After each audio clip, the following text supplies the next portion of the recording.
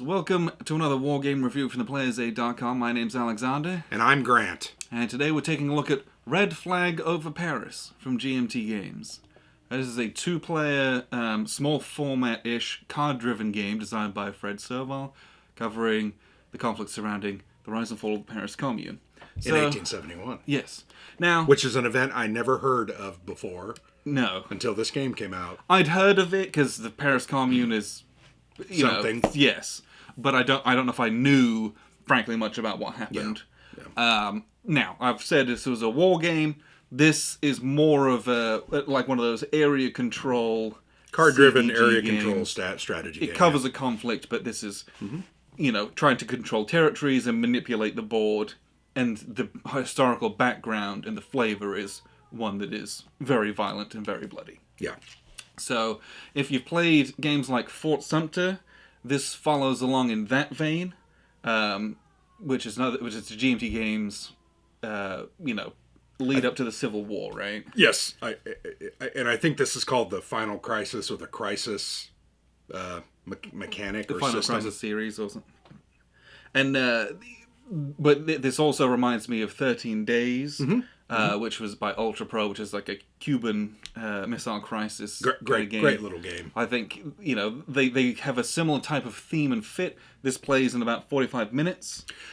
And I'm pretty sure Mark Herman, when he designed Fort Sumter, used that kind of as inspiration. Yeah. 13 Days. He wanted to keep them short and something quick and playable, but it was also very interesting and had some nice history and theme to it. And this very much follows along in that vein. Yeah. And there's a lot of... This is a very strategic game. It's tit for tat. It's that old concept, I just did this and now I'm kind of undoing it. Battling for these 4 different dimensions, 2 in the political side and 2 on the military side.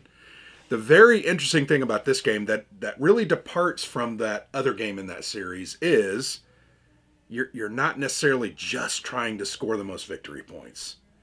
You're trying to score the most victory points according to your area. And you're looking, you just want to have a positive differential in your favor, basically. Yes. Yeah. And if you can get that, you win. Yeah, so we played 2 games here. It took about 40 minutes apiece because we were trying to learn the rules. I was the Versailles player, very militaristic. Most of my focus was on the military side because that's how I'm going to score most of my victory points. Then you were the commune player, the communard, and you had to take care of the political side. Yes. And that's how you're going to score your points. And really it comes down to who's going to win. It's whether I have more victory points in my element than you have in yours. So you got to do something over there.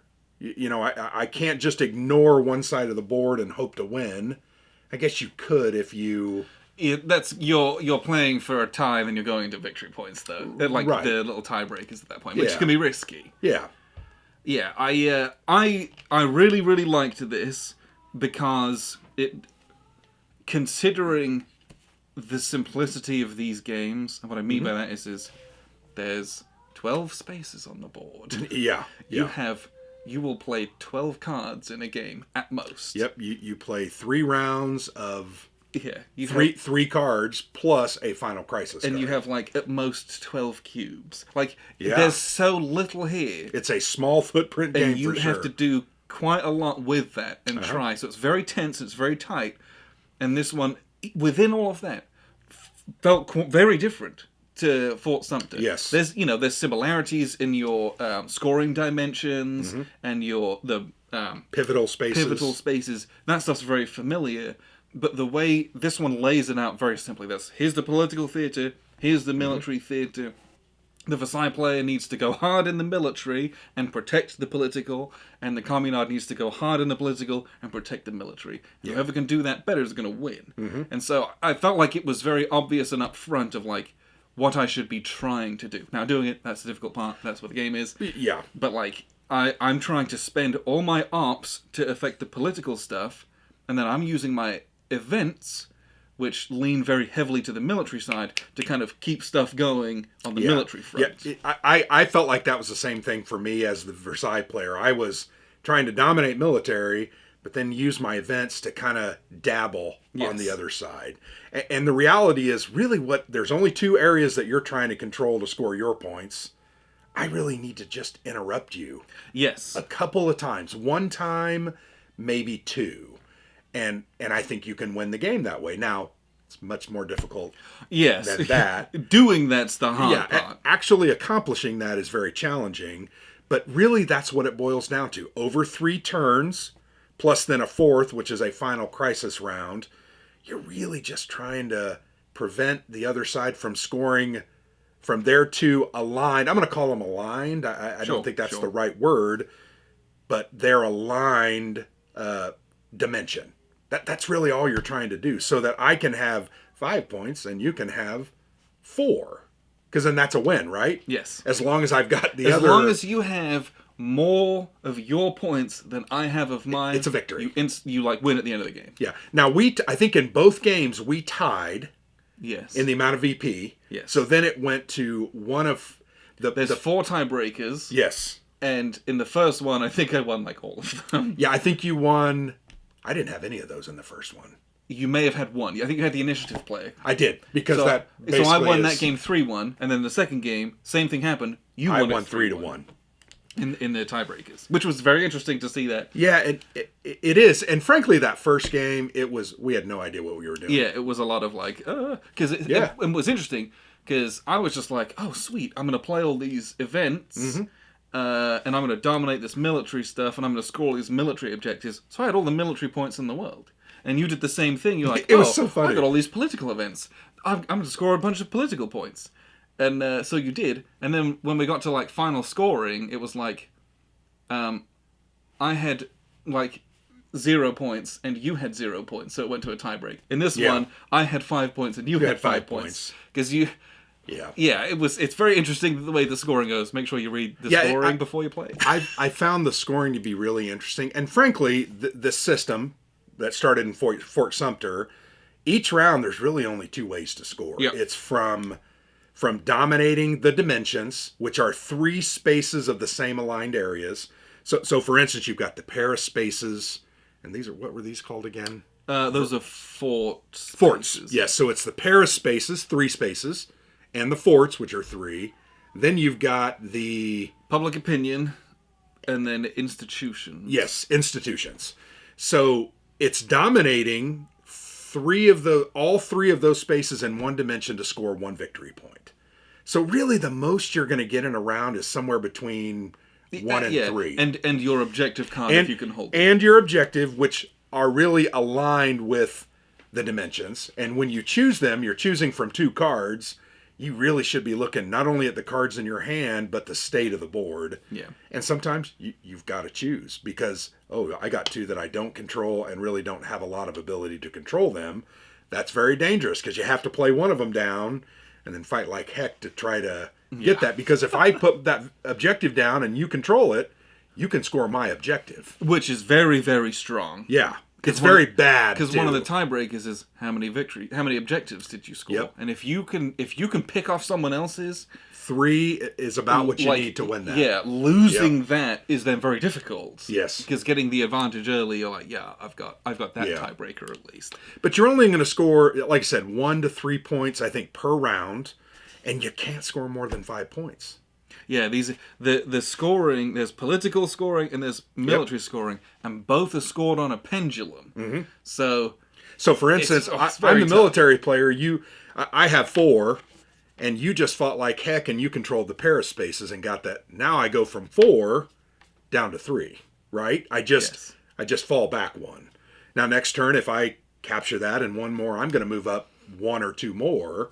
So it is, and I guess I'm not trying to talk about strategy very much because we've only played a couple of games. Yes, but the reality is you've got to dominate yours, but you can't just dominate yours dominantly. Yeah, you can't leave this alone. You've got to dabble. Do this and prevent this. Yep. And if you can do that, you will win. Yes. Doing it's the difficult part. Because you're trying to leverage these cards, these strategy cards. And there's so few of them. Yes. And you're limited in the pieces that you put out. The more pieces you put out, the fewer you have to put out. Well, and you... Which is... that seems kind of glib, but that's how this game works, and your piece pool is so small. Yeah, it is very small. It's very important, because then you're like, all of a sudden, your events and ops are now useless, because you don't have any more to put out. Yep. You might have, like, 9 pieces over here. Great. You really sewed up that 1 victory point you're going to score from that dimension. Yeah. But you got nothing else on the rest of the board, you'll lose. Yep. So making the most out of little pieces, which means half the spaces on the board have 1 cube on them, and everything's very tenuous all the time because of it. Yep. It's really cool. The other thing that really aids you, not having many resources and not being able to really control the cards, is those pivotal spaces. Because if you control those pivotal spaces, you can do a couple of different things. Yeah. At the end of the round, you're going to kind of go, not in order, whoever has the initiative decides. And that can be very key. Can be very, very powerful. Because you don't want someone to be able to use cubes that you just remove from one to then take another one. So you got to be strategic about it. Or you might want to do that. Yep. I've got a bunch over here. I might remove 2, still control it. Yep. So that when we do this pivotal, I can put some out. Yeah, so you can voluntarily de-escalate, right? Yeah. Which is a very cool concept. Because, I've got 4 in this, you have nothing in there. I'm going to take 1 or 2 away so I can use it on the other side of the board. So there comes, but you have a limited pool of pieces. I think we both have 18 pieces on the cubes. Yeah, probably. But the order in which they come in, you start with a few more on the board. I think you start with 3 on the board, and I have 1. And then 2. And I think I get them a little slower than you do. Yeah, I get more kind of from this little track, and yours come from escalation. From the Pruskin collaboration and momentum. But it's about leveraging, and these cards, I mean, we haven't really talked a lot about these cards, but there are op cards, same number. There are commune aligned, Versailles aligned, and then there are neutral. So... And this is not a game where I play your event for the ops and you get the event. I really kind of wish that was. Man, that would... So that happens only in the Final Crisis. Right, in the Final Crisis, yeah. But if you've put a bunch of opposing aligned... You're going to lose. Probably already lost. You're done. And it's over. And we'll talk... That. I think we got to talk about that Final Crisis round, because I think for this game and for Fort Sumter... That's the most difficult part to understand and get right. And what I mean by, not mechanically, from a playing standpoint. Yes. It takes some plays to really figure out, okay, so this is what I'm trying to do. Yeah. Because the first couple times you're going to play this, and it's like, I'm putting events that I think are good. Yeah. To hopefully be able to play those. Right. And then you get to the Final Crisis and you're like, these are useless. I don't have enough pieces to put out, or I don't even have anything over there. Why would I need to put this event in? Yep. So once you start becoming a veteran player, half the game is what you don't play to put into that Final Crisis. What you stack in, because in that last Final Crisis round, you can do some really strong moves with lots of good events. And you can really swing a game that way. Oh yeah, it's very neat. But it's tough because you're really looking starting from round 1. Yeah, 3 rounds into the future. It's so hard. Yeah, when you do not know how the state of the board is going to end up, it's challenging. But the cool thing I do like about it is they do give you this one Final Crisis card, which is a pretty powerful card, right? It has a pretty nice event. I know mine did. Yours is interesting, but it actually allows you to try to fight in the military side. Yeah, a bunch of fighting at the end. Yep. And I thought mine was really more about focused. Here it is. Yeah, see, it's military. Yeah. So I'm trying to... It's the big final conflict in Paris. So anyway, these strategy cards, they range from 1 to 3 op points. Ops are in the upper left. They have a title. They have a cool historical picture. And they look great, right? Yeah, they're very pretty cards. The backs are very pretty. Very sturdy cards, too. That's GMT. It's GMT. Very high quality production here. Then they have an event, so you can either play them for the ops. Yes. And an op point is going to give you the ability to do a couple of things. You can put out one of your cubes in a dimension. Yes. Right? In a space. There is some adjacency requirements. Yeah, which in is a another space that you're in or next to a space that you control. Yes. So there's some adjacency requirements there that you got to think through. I struggled with that the first game because I'm like, where the heck? I'm not over here. Well, you do start in Versailles. Yes. There's just no cube there. And you've got to start spreading out to be able to leapfrog places. But these events, the events I think come in 3 or 4 different types. And we have not played enough for me to really fully understand. But it's one type is like move cubes. I'm going to move cubes from one of my political dimensions to a military. Yeah, I'm going to move 3 cubes. So that's kind of a swap, right? You're not taking from your pool, which you may or may not have any guys in your pool. You're moving them across the board. The other ones are like swap out. Replace. Replace. The other types of cards typically are move your momentum up or down. Which momentum is a whole other thing. For the Communon player, it unlocks a holding box to keep cubes in. Yep. Which without you don't have it's very bad. You've got to manage that. Yeah. And for the Versailles player, it unlocks more cubes. Yep. Which is really where a majority of your cubes are going to come from. You start with fewer. Yep. So you have to get that momentum up to get more guys out. So that's another type of card. I'm trying to remember what the other. Yeah, it's place guys, remove guys, move guys. Yep. It's variations on that, where you can do it, how you can do it, putting out some of the barricades. In the military barricades places. Or fortifications, and really those are important because they can go above your 4 cube limit. Mm-hmm. No one player can have any more than 4 cubes in a space. So we may have a tied space. I have 4, you have 4. If you throw a barricade or a fortification in there, they count towards control. So all of a sudden it's like, Mom, I locked that up. And it also makes it much harder to do military actions against my stuff in that space, which is very strong. The military action is a very cool, funky mechanic. It's not a die roll. No. There's no die in this game. There's a die in the box that's for the solo stuff. Solo mode.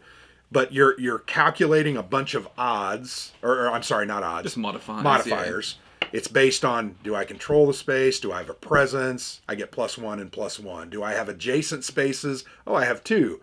Then all of a sudden I'm +4. I'm going to pull a card off the top of the strategy, and I'm hoping to equal or exceed. The highest cards in this deck are 3s, right? So if you can get to a 3, you're good. It's guaranteed. You're going to guarantee yourself. So that's another cool element. I really enjoyed that combat in it. Fort Sumter did not have that. It was, I just have to remove your pieces or put more pieces there or hope to get an event that says remove some pieces. Yeah. This gave me the ability, particularly as a Versailles player, to go out and just say, okay, I'm gonna fight you a little. Only do that in the military side. Yeah, you're right. The political side is just it's a war of words and ideals. Which is so. This is much more fluid in that sense. Yep. This is much more strategic. Yes. In that sense, so you care a lot more about adjacency. Yep. Because you're like, I cannot allow you to get more than 2 adjacent spaces to me because now you're going to have better modifiers, which means the card pulls are going to be much more favorable or impossible to miss. Or I'm trying to put out a barricade, so it costs you 2 ops to remove one, and even if you do, you now then can't spend the ops to remove another one. It's very, very neat how that stuff plays out. Well, and it's also interesting the ops. You're trying to maximize your ops. You've only got 1 to 3, and spending a lot doing removals of pieces while it feels satisfying in some ways. All I was doing what? Giving you additional ammo to then battle me in the political side. Yeah, my guys come off the board. Now, I've got an army to put them back out. I thought with military though they go in the box. Only if you don't have spaces for them to go. And that happened a couple times because I remember I said, "Oh, you've only got 2 spaces. They're full. I'm going to mill through your guys." And I think I killed 3 or 4 and they went off the board. And then I played the card that says, "Get them Bring them back out of the box." It sounds like great. It was great. But it's that concept of if I replace, I put my cube there and take your cube off, you simply have more ammo now to go out and adjust control in other spaces. So you got to balance it. And it was kind of fun. That was one thing I really enjoyed about it because this was a learning game and we weren't necessarily trying to, we're always trying to beat each other, right? We're trying to do it well. But we were sitting there going, okay, let's think through this. And we had that discussion of... Yeah, it's like, you wouldn't do this because this would do this. Yep. And then I'm just going to use that to do this. To do this. And so you got to think that way. Yeah. And I really found that fascinating about this implementation of the system. That wasn't so much the case in Fort Sumter, although there's a little bit of that. Yeah, this one, it was very evident. That was a huge feature of it. It was a design feature. I'm thinking about that all the time. Yes. And you have more scarce resources here. I don't have as many. I felt like in Fort Sumter I had a ton of cubes. Yeah, guys, doesn't it have like a track of cubes? It does. And you're pulling, there's like 24 or something like that. There's not that many, but there's a ton. It's like a bunch. Not just... Before you start getting to that final crisis. Yeah. Here it's like 9. 1, 2, 3, 4, 5, 6, 7, 8, 9, 10. There's just 10 there. And if you pop it, I lose a few. So I might even have a few of them. Yeah, right. It's and then these tracks you can get a couple more, but it very tight design, I thought strategic, even more so strategic than Fort Sumter. And I played Fort Sumter a lot. I played that with my wife well over 50 times. And Paisley hates board games. I don't know what's wrong with her, but she hates board games. I'm not sure Kelly would. Maybe it's because you make her play the same one 50 times. Well, but she wanted to. There were times she was like, let's do another one. So, or she'd be like, let's do 3 out of 5. You know, and it was like addictive there for a while. Wow, and it's a short game, right? Yeah. It's easy to like, you're like, ow, I'm totally screwed on this one. I messed it up. All right, let's get to the next one. And that was one of the things I think I found in that first. I literally drew 4 red 1 cards. Yes. And I was the Versailles player. That is like the equivalent of drawing. That's the worst possible hand you could have drawn. Yeah, and really, I couldn't do very much that turn. No. And you know what? I made the best of it, but it sunk me to the point where I could not catch up. Yeah, my next hand was all blue. Right. But I had 3 2s in there. Which is, so I'm like, having 3 2s is okay. Yep. Twice as good as a 1-off. 4 1s. I remember looking, I was like, okay, that card sucks. And I saw all 4 of them. I'm like, oh, yeah. You literally cannot have a worse hand than that. Because even the neutral ones, if you can't play any of the ARPs, any of the events, those are all 3 ARP ones, which are very good. And I noticed on some of the neutral ones, it was like, if you're not the initiative player, you can't play this event. Did you see those? Yes. A lot of the neutral ones have pretty strong stipulations. A qualifier. But who cares? 3 ARPs is very strong. But you're right. 3 ops is very good. I can place out 3 cubes. I mean, that's powerful. So, love the strategy cards. I think they're designed very well. I love the resource scarcity in this one. To me, and you know me, I don't like games where I feel like I don't have any resources. Or I don't like them as much. Yeah. This one I was actually okay with it because it made me think smarter, not just how to get more out. I like that it's... it's resource scarce, but that's also relative to the size of the board and the length of the game. 30, I don't want to play 2 hours of having nothing. I've got 6 pieces. Everything's a struggle. Yeah. It's tight, and it's great, and then it's done with. It doesn't overstay its welcome.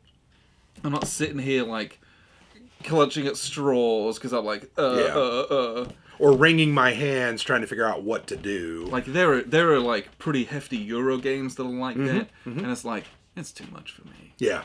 Like, after the first hour, it's like, okay. Yeah.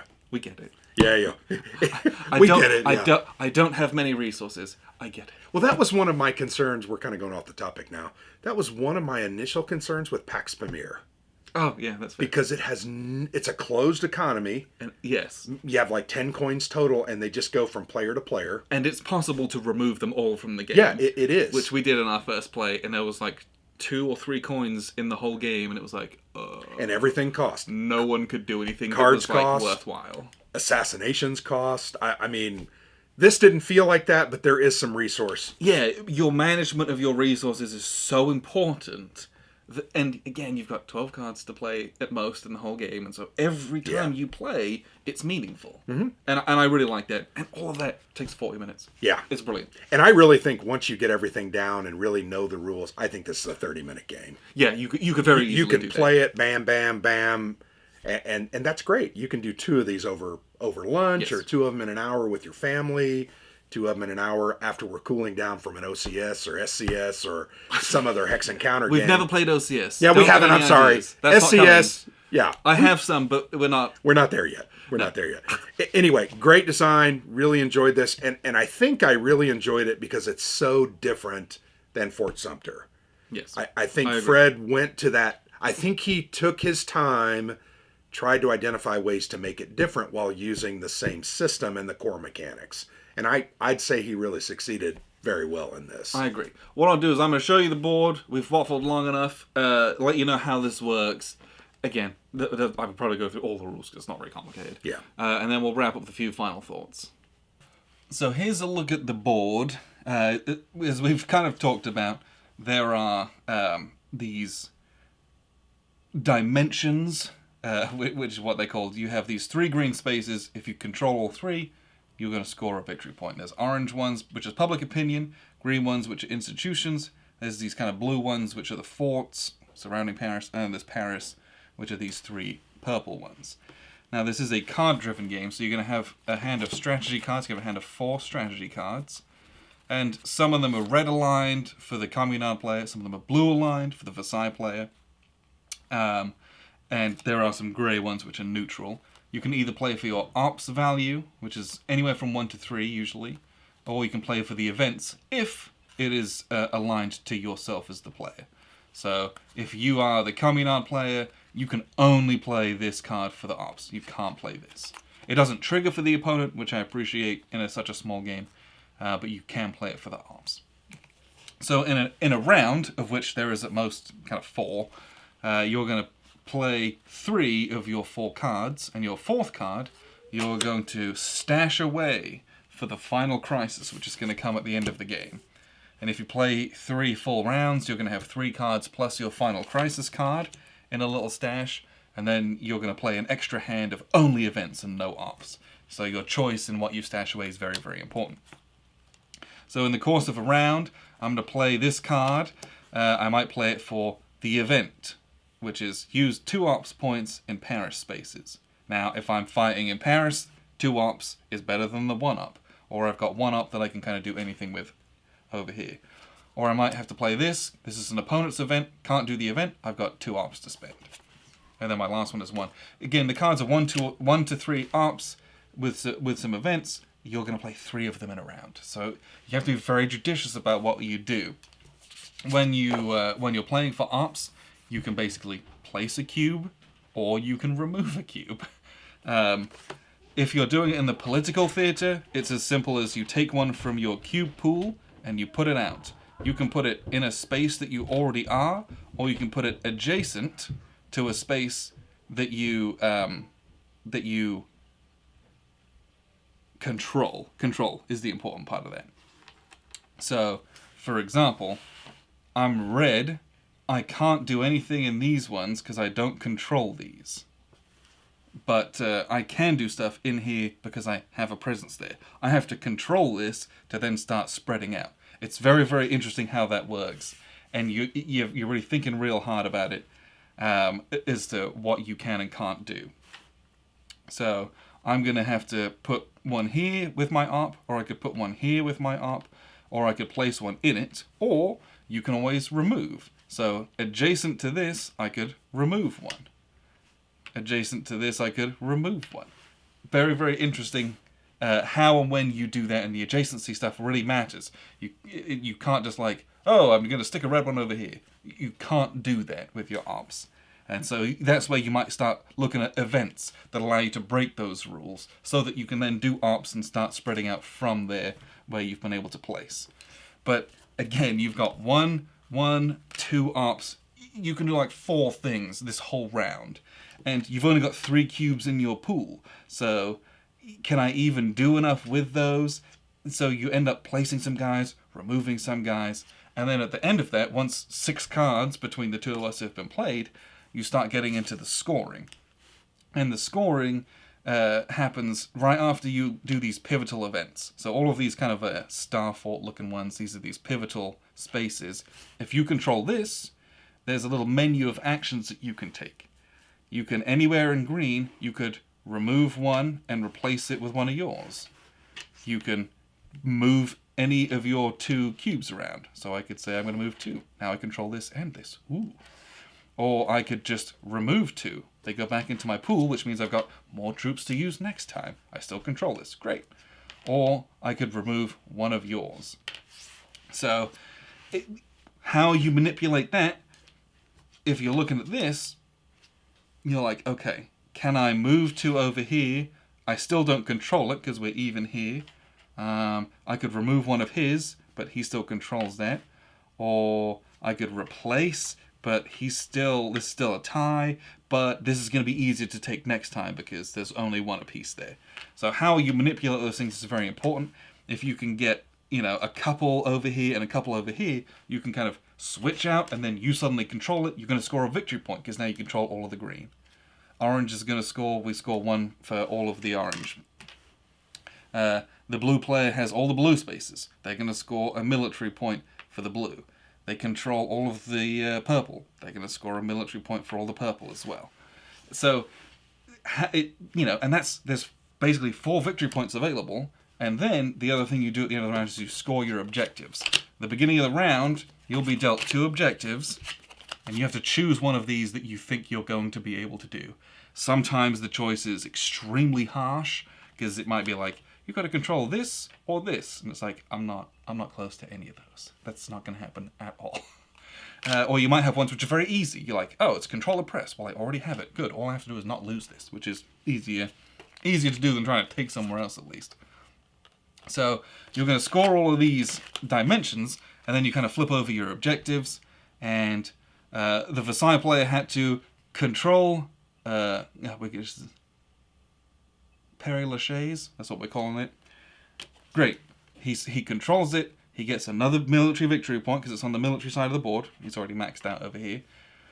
I had to control the Butte Montmartre, is what I'm calling it. Butte Montmartre, who knows. I don't control it. He does. He scores the victory point.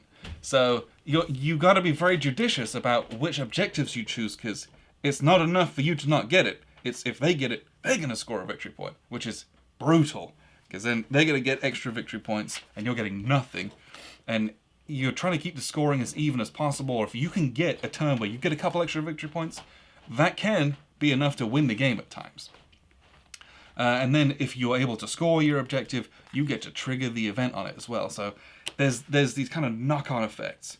Cool. My objective is the Catholic Church. And if I didn't have it, but I control the press can allow me to switch this out. I now control the Catholic Church. I now get my objective for the Catholic Church. And my objective allows me to do an event which might allow me to do something else on the board. If you can get those kind of combos going, you can really do some very, very neat things in this. Thinking all that through and getting that done is the hard part, but it's very, very neat. And then you do it all again. You get 4 new cards, and you do this for 3 rounds if it goes that long. And then you get to this final crisis. And all these cards you've been squirreling away under here, you're going to pull them all, and then you're going to play a regular round, except you're not allowed to play the ops. You only play the events.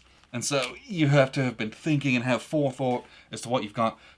And the first few plays, you're going to mess that up, I promise you that. You'll have events in there that you either can't use or they're useless. You'll have one that's like, oh, put 4 guys in the Catholic Church. I already control it. It doesn't matter. Or you might have ones that's like, oh, if you're the initiative player, you get to do this. Well, I'm not the initiative player, so good for me. I shouldn't have put something that had a qualifier on it in my hand of cards like that. Because you can't use the opt, you've got to use these events. So you're trying to put things that are flexible in there, or stuff that you're probably going to be fighting over at the end of the game. Which, if you're Nostradamus, you'll be able to predict that, good for you. But it's very challenging at times. It's very cool, it's very interesting, and the more you play it, the better you'll get at doing that, and doing that successfully. At the end of the game, you're going to score. Whoever has the most victory points is going to win. But it's not enough to have... You have to have the correct type of victory points. The Versailles player is trying to have more military victory points than the Communard has political victory points. So if it looks like this, if the Versailles player has 5 of these, and I only have 4, the Versailles player wins. If it's tied, we start going into, there's a bunch of tiebreakers. The Communard wins if they've got more political victory points than the Versailles player has military victory points, which political comes from this side of the board, military from this side of the board. It's real simple. But keeping track of these is very important. If this is the case, the Communard player is going to win. Again, if it comes to a tie, then you go to all these tiebreakers of how many objectives did you fulfill? How many of these pivotal spaces do you control? How many? Who's the initiative player with this initiative card? And who? What was the other one? It was most total victory points. So if we might be tied here, but if I've got an extra victory point from this, then I'm going to win. So very, very cool. But that's kind of how this game works. You're going to go through it. It's placing cubes, removing cubes. It's an area control game, but it's very tight and it's very fast playing. So that's how this game works. What we'll do now is we'll wrap up with a few final thoughts. So that was a look at the map. Sorry. I had a very good time playing this. No doubt. I enjoyed it very much. I've been looking forward to this too. We got it a couple, 3-4 weeks ago. I unboxed it. And you know what? It didn't disappoint. No. Definitely didn't disappoint. I've not heard a bad word about it. Yep. People loving it. And, very much in the vein of Fort Sumter, I didn't know a whole lot about this. Sure. I knew nothing. I knew that there was a Paris Commune. Yeah. Is effectively all that I knew. So it was really nice to kind of play around in this. And whilst the game itself is pretty abstract, the cards are interesting and they all have like a little blurb at the bottom, kind of a little explanation. But the playbook is also a really nice, quick historical manual. In the back half of it goes over events and people, even the weapons that we use, the history, what tactics, went on. And it's a very, very interesting and very, very important event that happened in European history, because what happened in reality is the Communard was utterly crushed and with no mercy. Got it. They were all killed basically to like 34,000 people were killed. Something stupid like that. Got it. And it basically said to everyone who was a communist or a socialist, they will not take you seriously at the table. The only way for this to happen is violent revolution. Yeah. And so that, look what happened with the rest of Europe for the next, 50 odd years. Like that, it's had such, important knock-on effects. Yeah, it's interesting you say that, because once again, I don't know that I know that much about it. I know a little more than I did before because I talked to Fred about the game, did an interview, did some card spoilers, etc. But as I look at this board, Versailles controls the military. There was a lot of bloodshed there. Yep. I think I killed 5 or 6 of your units. Most of those that went out of the game, which really ended up helping me to secure victory. So it's interesting, look at the other side of the board, the political side. The bottom is the public opinion, right? Red. Who dominates the public opinion? The red side. So I was over here bushwhacking you, and you're over here politicking, saying, oh, look what they're doing to us. And you won that aspect of it, right? So interesting. It's interesting that it played out that way, because that's what would happen if I just overtly crushed you without impunity and not even worried about that. And having a propaganda campaign. I should have done more over here. I still won the game, but I should have done more over here. And that's what makes this kind of interesting. Yes. From a design standpoint. I really like this. Had a great time. Yeah, and if you don't know Fred Serval, who designed this, he, first off, great designer. Yeah. This is his first design, and he's working on others, but what a game for his first design. Really great job. He's knocked out of the park. He also has a YouTube channel. We've been guests on it. Homo Ludens. He does a... I think it's a weekly show that he puts on. I think he does all kinds of things, from interviews to they live play games. And teach and plays. Yeah. They'll have a designer on. Like send us Volt. Or an expert to come on and be like, this is how you play this. And those videos aren't short. You will go through the whole game basically in some of those. Well, and we were on there a couple weeks ago and talked about kind of underrated war games. Yeah, just as a fun chat show. It was 2 hours, right? Kai Jensen, me, you, Cody. We just had a. Was it? Yeah. No, it wasn't Cody. Was it Corey? Corey. I just had a great time doing that, and the reality was it was 2 hours. I remember thinking, oh, that went really fast. Yeah. But I don't know. Fred has a lot of talent. I think he's an up and coming personality, and clearly, he's a Frenchman. Clearly knows what he's talking about, and has done a lot of research to be able to put that into a game form as well. One of my final comments I want to make about this, because I know everyone's asking it. There is a solo mode. Sure, right? yes. We have not played it. No. We have not touched it. I know that is something that a lot of people have been impressed with. Yes. Because apparently it works well. Yeah, they're at home. They're alone. They don't have someone to play with like you and I. So that solo bot is fairly well done. There's a player aid for both the commune solo opponent, and I think the other side is Versailles. Yes. So you can play against both. So it's a fully functioning game. I want to play it solo. I want to try it, and I might try to do a solo video about it. But the final comment I want to make, because I know everybody's going to ask it, is this or Fort Sumter. Sure. And you're comparing apples and oranges. Same system, yes. Yes. Different design focus and different purpose. Mark was developing a system, putting it to a playable game, and it's very different than this. Yeah, like, if you can get both and you want both, do it.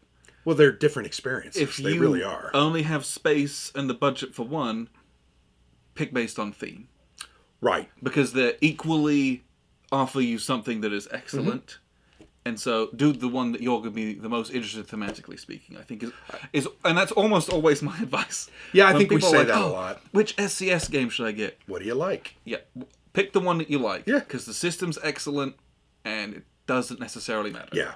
And I would say both systems are excellent. Both sets of mechanics are very interesting and elegant and work well together.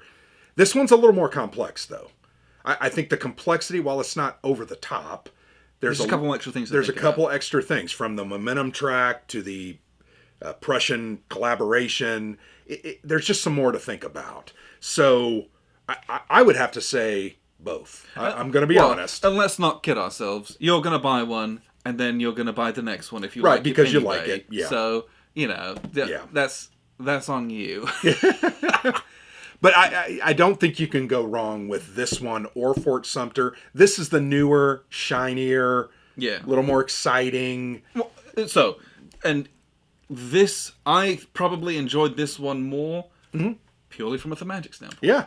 This is a more relevant thing to my kind of worldview and where I grew up and... Yeah, you're European. Right. Yep. Whereas I don't have a stronger connection to the U.S. Civil War, but I know that game was a smash hit over here. It was. People love it. And it's still a great game, and I would play it at any moment. Yes. This one, I think, is that much more. I'm not going to say better, but this is a really good game. It's very, very good. I really enjoyed this. I'd love to play it again as soon as we're done here. I know we've got other games to move on and play. Tonight's kind of abstract night where we're doing some abstracted war game type experiences. Games. Yeah, which is fun. But I think this is a really great game. Fred did a heck of a job, and I think you're going to get this one. You're going to enjoy it. I think this is something you can play with your spouse, your children, and your buddy down the street that doesn't really even play games. Yeah, really. And if you've got any questions about the game or you want to know more, Fred's on Twitter, Fred's on YouTube, and he's very responsive. Well, it was kind of funny. Deal. I think we both posted, hey, we're playing Red Flag Over Paris tonight, and for the next hour, it was back and forth between us and Fred. And it was a great time. I'd like to know that guy on a different level than just this, because I think he's very interesting. So yeah, that's Red Flag Over Paris. Yes. I think I need to shut up. This is from GMT Games. This is available now, and get it.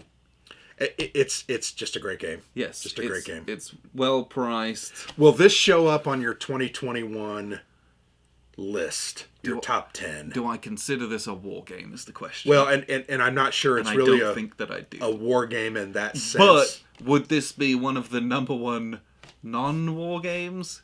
Probably. Yeah, it's very, very good. It's very tight. It's very well done. Yeah, and it fills such a good spot in everyone's collection. Mm-hmm. But yeah, it's fairly abstract. Yeah, it is an abstract game. Yeah, but I had a blast with this. Check it out if you're interested. It's available on their website, and get it before it sells out, because I guarantee you that this will. Yeah, it will. So appreciate you tuning in. I've been Alexander from PlayersAid.com. And I'm Grant.